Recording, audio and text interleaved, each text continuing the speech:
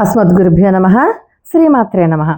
ఇప్పుడు మనం చెప్పుకోబోయేటటువంటి లలితా సహస్రనామంలో ఉన్నటువంటి ఈ శ్లోకంలో మొత్తం 6 అత్యద్భుతమైనటువంటి నామాలు ఉన్నాయి. ఈ 6 నామాలని పట్టుకుంటే చాలు, మనకి ఏం కావాలంటే అది మనకి ఖచ్చితంగా వచ్చి తీరుతుంది. కాబట్టి ఈ ఈ శ్లోకంలో ఉన్నటువంటి నామాలు ఎట్లాంటి ఫలితాన్ని ఇస్తాయో తెలుసా? మొట్టమొదటి నామం కుజ దోష నివారణ. కుజదోష నివారణ కావాలి అని అనుకున్న వాళ్ళు ప్రతి మంగళవారం 108 సార్లు కనుక జపిస్తే 9 వారాలలో దోషం అంతా తొలగిపోతుంది. కాబట్టి ఎవరికైనా సరే కుజదోషం ఉంటే ఆ ప్రకారం చేయండి. అంతేకాదు కడుపు ఉబ్బరానికి, కడుపులో గ్యాస్ట్రిక్కి, అన్నం తినే ముందు, అన్నం తిన్న తర్వాత కేవలం 11 సార్లు జపం చేస్తే ఆ బాధ ఉపశమనం కలుగుతుంది. కంటి చూపు మెరుగుపడాలి అంటే సూర్యోదయం అయ్యాక ఈ నామాన్ని 108 సార్లు జపించండి. ప్రతిరోజు కూడా సూర్యోదయం అయ్యాక. అలాగే దీంట్లో ఉన్నటువంటి 6 నామాలలో మొదటి నామం చెప్పాను కదా, సర్వారుణ అన్న నామం. ఈ నామాలు మళ్ళీ ఎలా పలకాలో నేను మళ్ళీ చెప్తాను. అసలు శ్లోకం ఏంటంటే ఒకసారి చెప్తున్నాను చూడండి. సర్వారుణానవద్యాంగి సర్వాభరణభూషితా శివకామేశ్వరాంకస్థా శివా స్వాధీనవల్లభా. ఇది శ్లోకం. ఈ శ్లోకంలో ఉన్నటువంటి 6 నామాలలో మొదటి నామం సర్వారుణ, తర్వాత నామం అనవద్యాంగి. రెండవ నామాన్ని మనం గనక నిత్యము స్మరించుకున్నట్లయితే మంచి పిల్లలు పుడతారు. అంటే అవయవ లోప నివారణకు బాగా ఉపయోగపడుతుంది. ఆటిజము ఇంకా రకరకాలు ఉంటాయి కదా. గర్భవతులు కనుక ప్రసవం అయ్యే వరకు వీలున్నప్పుడల్లా జపించడం మంచిది. మనసులో అనుకోవడానికి ఏ నియమాలు అక్కర్లేదు. మళ్ళీ దానికి స్నానం చేయాలండి, దీపం పెట్టాలండి అని అడగండి. సర్వకాల సర్వావస్థల యందు నిత్యము నోట్లో చాంటింగ్గా అనుకోండి. తర్వాత సర్వాభరణ భూషిత. బంగారం ఎవరైతే కొనుక్కోవాలి అనుకుంటారో, ఆభరణాలు ఎవరైతే చేయించుకోవాలి అనుకుంటారో, పిల్లల పెళ్ళిళ్ళ దగ్గర పడుతుంది, ఆడపిల్లలకి బంగారం చేయించాలని ఎవరైతే అనుకుంటారో వాళ్ళు ఈ మంత్రాన్ని ప్రతి శుక్రవారం కూడా ఉదయము రాత్రి 108 సార్లు భక్తితో అమ్మవారు సర్వాభరణ భూషితలాగా ఉన్నారు అని అనుకుని ఆ అమ్మవారిని ఊహించుకుంటూ, అన్ని నగలు వేయించుకున్నటువంటి అమ్మవారి యొక్క దివ్య స్వరూపాన్ని ఊహించుకుంటూ ఈ మంత్రాన్ని ప్రతి శుక్రవారం చదువుకుంటే 108 సార్లు చొప్పున ఆభరణాలు చేయించుకుంటారు. చేయించుకున్న వాటిని పోగొట్టుకోకుండా చక్కగా దాచుకోగలుగుతారు. అలా కొంతమంది చూడండి, కుటుంబాన్ని పోషించలేక బాధపడతారు. వాళ్ళు కూడా ఏమీ ఇబ్బంది పడక్కర్లేదు. ఎవరైతే కుటుంబాన్ని పోషించలేక బాధపడతారో వాళ్ళు ఈ మంత్రాన్ని 3 నెలల పాటు ప్రతిరోజు 108 సార్లు జపిస్తే కుటుంబ పోషణ చక్కగా వెళ్ళిపోతుంది.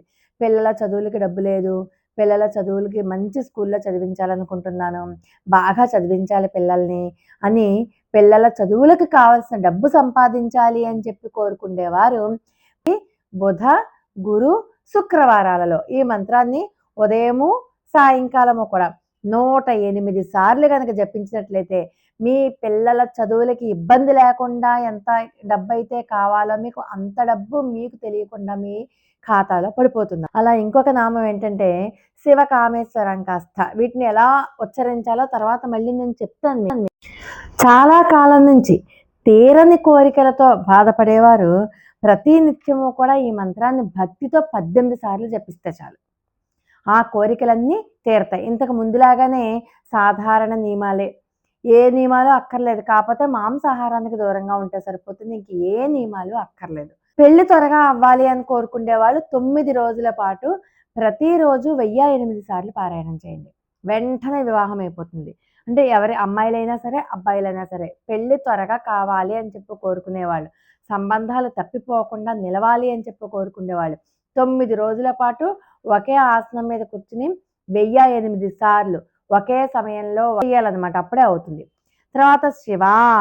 ఈ శివ అన్న నామాన్ని ఎవరైతే జపిస్తారో వాళ్ళ ఇంట్లో ఎప్పుడూ కూడా అకాల మరణాలు కానీ, రోగాలు కానీ, దొంగతనాలు కానీ, ఇలాంటి అమంగళాలన్నీ తొలగిపోయి ఇంటిల్లిపాది సుఖాలు పొందుతారు. కాబట్టి ప్రతి మంగళవారం ఈ మంత్రాన్ని 108 సార్లు యథాశక్తి ఇంకా ఎక్కువ పారాయణం పెంచుకున్నా కూడా చాలా మంచిది. చాలా చాలా చాలా చాలా మంచిది. తర్వాత స్వాధీన వల్లభ అన్న ఈ నామం. స్వాధీన వల్లభ అన్న ఈ నామం సౌందర్య లహరిలో ఉన్నటువంటి శివశక్త్యాయుక్తో యది భవతి శక్త ప్రభవితం అన్న మొట్టమొదటి శ్లోకంలో వివరించారనమాట. అందుచేత ఈ స్వాధీన వల్లభ అన్న నామాన్ని ఆ మంత్రంతో అనుసంధానం చేస్తూ చదివితే కనుక భార్యాభర్తల సఖ్యత ఐకమత్యము లోపించిన వాళ్ళు ప్రతి శుక్రవారము మంగళవారం కూడా ఈ నామాన్ని 1008 సార్లు గనక జపిస్తే ఉదయము సాయంకాలము కూడా వాళ్ళిద్దరి మధ్యలో కూడా సయోధ్య కుదురుతుంది. విడాకులు పుచ్చుకునేంత వరకు వెళ్ళే దంపతులు కూడా 9 రోజులు ఈ మంత్రాన్ని రోజు పఠిస్తే చక్కగా వాళ్ళు వెనక్కి విడాకులు ఆలోచన మానేసుకుని కలిసి కాపురం చేస్తారు.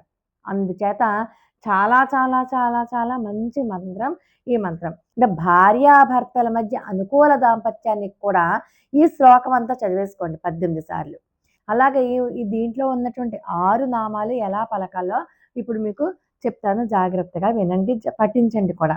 మొట్టమొదటి నామం ఏంటంటే ఓం సర్వారుణాయై నమః. ఇక రెండవ నామం కాగితం మీద రాసుకోండి. ఓం అనవద్యాంగ్యై నమః.